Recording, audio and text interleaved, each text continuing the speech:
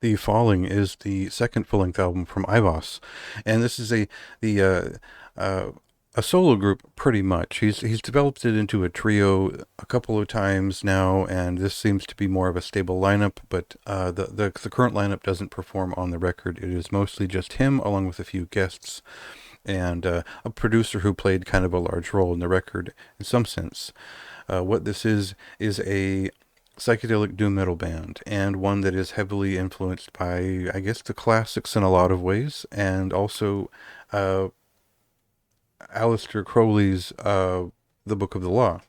Now, I have a lot to say about that, but I'll turn that part of my brain off that is, I guess, critical of Crowley's work, and instead appreciate this album for what it is, which is a fine psychedelic doom metal album, which has elements of like later sludge metal in the early 2000s, as well as some of the Electric Wizard style grooves that were on the first record, but altogether a focus on vocal harmonies, I guess monastic and like gospel-esque vocal melodies and things like that, which add to the songwriting quality of it.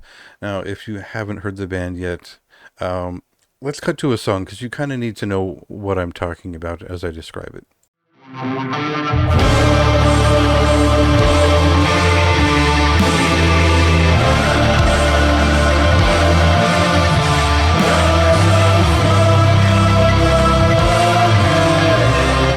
So the vocal style of every one of this artist's releases have featured some manner of vocal effects, some successful and some not. In this case, the layering of these vocals along with the vocal effects, along with tons of guitar effects, all amount to a cacophony that is cathedral-esque in a sense. So this isn't a Candlemass record so much as it's a very heavy Planet Caravan afterworld, as I describe it.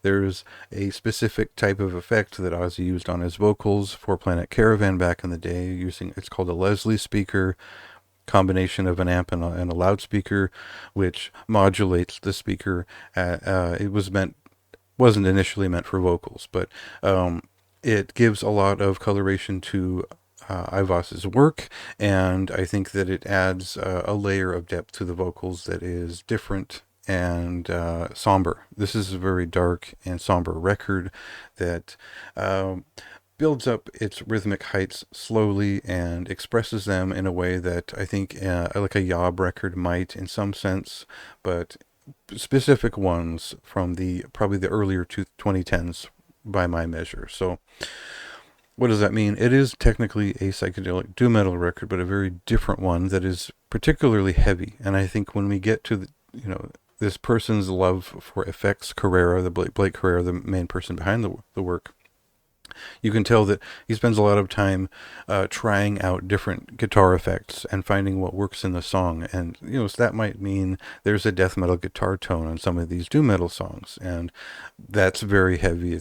It sounds great throughout, and it works well with the otherwise kind of melodic, sleepy, funereal sway of the record otherwise. So it's a very inspired record. It's a very dark record, and one that sort of slowly moves through its ideas in a way that is affecting bluesy, but also something outside of the norm completely. It's very different from anything else you'll hear in the realm of what it's doing.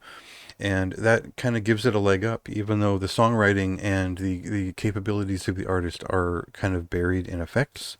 That doesn't mean that they aren't effective songs. And I think that this is a very big step up from the first record. It's a completely different thing in most aspects, and it should appeal a lot to psychedelic doom fans as well as sludge metal fans and stoner doom metal fans who appreciate the hi-fi exaggerated side of, maybe earlier Monolord, all the way up to, even Cathedral back in the day. So where I'm going with this is a very fine record. It gets a high recommendation from me. And I think, I love the album art. I think I question the lasting value of it because the side B just isn't quite as powerful as the first half. And not not so much because they've they do wear out some of those effects, and we do there it does call for a different dimension of the artist, and that isn't a huge qualm of mine because it isn't a particularly long record, but I found myself wanting more riffs. And that's kind of what it boils down to, is that if it's going to stick with me, it's going to need to have more rhythmic interest, that it could go so many places with this impressive sound. But the fact that they took it this far quite earlier in their career, I think is very impressive, and pretty high marks across the board for me. So go ahead and check out the record for yourself. It is out tomorrow, and read my review for something a little bit more coherently written.